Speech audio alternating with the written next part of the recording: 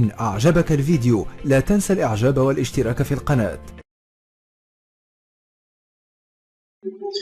بسم الله الرحمن الرحيم. السلام عليكم ورحمة الله وبركاته. أهلا وسهلا بكم كل متابعين ومشاهدين قناة وموقع سؤال وجواب لتكنولوجيا المعلومات والسيارات. معكم أحمد المصري.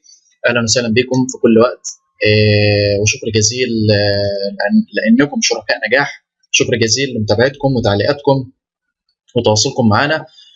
أنا تحت أمر الجميع في أي وقت، سواء اتصال أو تواصل عن طريق الإيميل أو عن طريق الفيسبوك أو تويتر أو انستجرام، أي وسيلة تواصل أنا تحت أمرك في أي وقت. ما تترددش، جاهز للرد على الأسئلة والاستفسارات اللي ربنا قدرنا عليها إن شاء الله. ما تنساش إن أنت تزور موقعنا عشان تشوف المقالات الجديدة والمحاضرات الجديدة اللي بننزلها بإذن الله. إن شاء الله حاجات مهمة جدا تفيدك بإذن الله. سؤال وجواب .com. وما تنساش تشترك معنا في القناة عن طريق زر الاشتراك سبسكرايب، وتضغط زر الجرس الموجود بجانب زر الاشتراك على أساس يوصلك أي جديد في أي وقت بمجرد ما ينزل داخل القناة بإذن الله. وما تنساش تزورنا على مواقع التواصل الاجتماعي، على الفيسبوك وعلى التويتر وعلى اليوتيوب وعلى الانستجرام وعلى جوجل بلس، وربنا يقدرنا على المساهمة في نشر العلم دايما، في زكاة العلم نشره وتعليمه. وتحياتنا لكم في كل مكان. إن شاء الله نتكلم النهاردة عن محاضرة جميلة جدا وبسيطة. في ناس كتير بتسأل عليها وبتدور عليها على النت وجالي أسئلة عليها. بتتكلم عن ازاي احذف حقوق الملكيه من على اي قالب من قوالب بلوجر. احيانا بنقابل قوالب بلوجر سواء اجنبيه او عربيه، بس طبعا يعني هو اللي صمم القالب كتر خيره ومشكور، مفيش اي مشكله، ربنا يجزيه خير. واكيد احنا بندعي له في ظاهر الغيب ايا كان هو الشخص، لانه ساهم في مساعدتنا ولقينا الطلب اللي احنا بندور عليه عن طريقه. يعني ربنا سبحانه وتعالى سخر لك الشخص ده على اساس ان انت تاخد القالب اللي هو جابه وعربه او تعب عليه ده وانت ضفته على الموقع بتاعك، يعني اشتريت دومين وكلفت نفسك وكده وبتشهر للموقع بتاعك. هو كتر خيره قوي وربنا يجزيه الف خير، لكن احيانا الخصوصيه بتبقى مطلوبه شويه، تمام؟ ودي طبعا حاجه ما تعبكش ابدا، ان انت بتدور على برضو ان انت يكون عندك جانب الخصوصيه متاح على الموقع بتاعك، صح؟ بالتالي الكلام ده ما يزعلش حد. وبالتالي ازاي اخفي حقوق الملكيه من على قوالب البلوجر؟ على سبيل المثال ده قالب هنعمل عليه تيست مثلا زي ما انتم شايفين كده، تمام؟ وده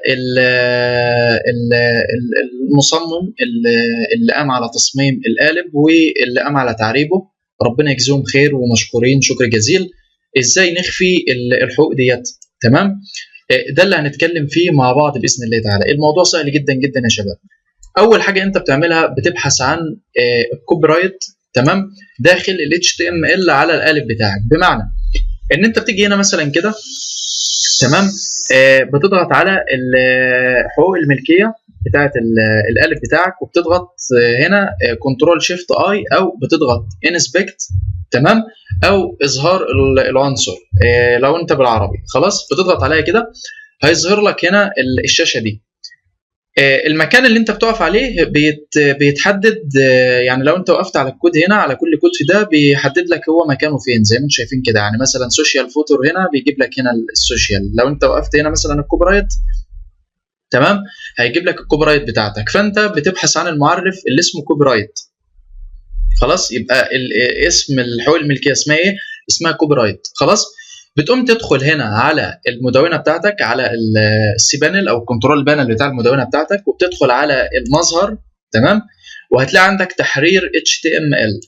خلاص هتضغط عليها وهتيجي هنا على القائمه بتاع ال HTML هنا، وهتضغط كنترول اف من لوحه المفاتيح، مفتاح كنترول زائد اف من لوحه المفاتيح مع بعض. هتلاقي عندك يظهر لك قائمه سيرش. خلاص هيظهر لك قائمه سيرش، هتكتب فيها الكوبي رايت، تكتب فيها كوبي رايت، تمام؟ وتضغط انتر. هينزل يبحث لك على كل حاجه اسمها كوبي رايت، هينزل يبحث لك على كل حاجه اسمها كوبي رايت. اضغط كده، تضغط انتر اكتر من مره عشان ينقلك ما بين الكوبي رايت وبعضه. على سبيل المثال انا القالب اللي انا بشتغل عليه ده هشتغل على الكوبي رايت الماستر، اللي هو الكوبي رايت الفوتور نفسه، او اللي هو الفوتور اللي تحت هتلاقي عنده مكتوب عليه معمول له ديفات لوحدها اسمها كوبي رايت، تمام؟ فاجي على الكوبي رايت الاولانيه اللي هي اللي مكتوب فيها الفونت سايز دي مثلا على سبيل المثال في القالب اللي قدامي ده، فانت هتلاقيها زي ما هي كده مثلا موجوده في القالب اللي قدامك، يعني كل قالب حسب ال HTML بتاعته. لكن مثلا المبدا والفكره واحده زي ما انتم شايفين كده، يعني انا بعطيك الطريقه والفكره وانت تبحث عن الكوبي رايت ايا كان مكانه عندك، بالتالي كده الامور واضحه. في كود معين كده لقيته على بعض القنوات ولقيته على بعض المواقع، اخدته وكتبته تمام، وان شاء الله هتلاقيه موجود على موقعنا سؤال وجواب في المقاله الجديده اللي هتنزل بخصوص الموضوع ده، وهتلاقي الفيديو موجود وفي الشرح ده باذن الله. هتدخل هتلاقي عندك اللي هو كود اسمه فيزابيليتي هيدن، تمام، اللي هو الظهور هيكون هيدن، اللي هو بتاع الفوتور اللي تحت بتاع اللي هو الكوبي رايت.